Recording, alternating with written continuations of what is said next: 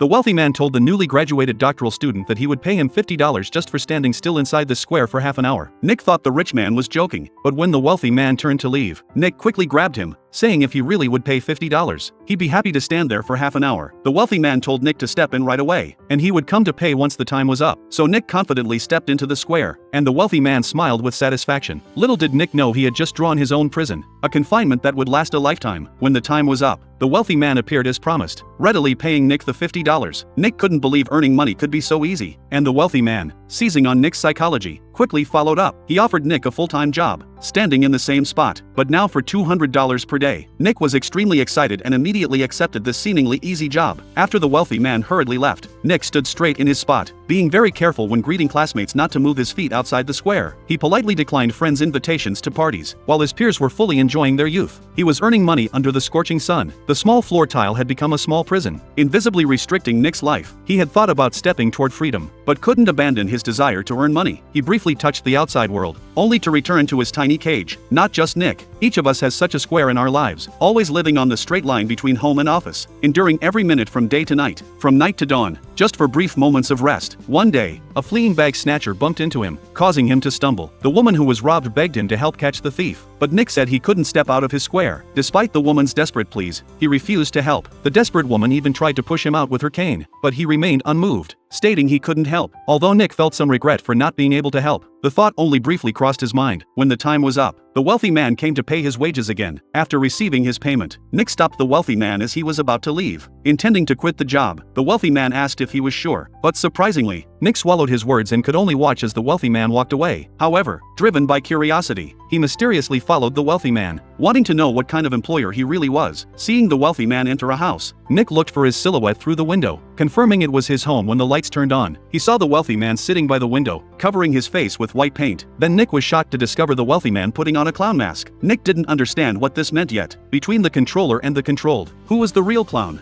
And so, day after day, year after year, the once fresh graduate was now bearded, his face marked by the passage of time. Seeing others riding scooters reminded him of his younger self. Upon seeing the approaching wealthy man, he no longer felt joy about earning money, and the light in his eyes had long since disappeared. The wealthy man patted Nick's shoulder, telling him he was loyal and reliable, with unbreakable perseverance for his work. He was an outstanding employee, so his benefits would now be improved, with doubled wages and a larger square. Here, Nick would have more space to move freely, and a broader view. In the blink of an eye, Nick had become a white-haired elderly man, and his lifelong work now paid $2,000 per day. After the wealthy man left, Nick fell into deep contemplation. What was the meaning of his life? Had he ever lived a day for himself? So he approached some youngsters and exchanged his expensive watch for their scooter. But could he, with life nearly over, still jump on this vehicle of youth? Though he fell hard, he wasn't willing to give up on life so easily, but his aging body could no longer keep up with his young heart. If time could go back, would you live a different life? May everyone cherish the present and live each day earnestly, rather than wait until old age to feel empty regret.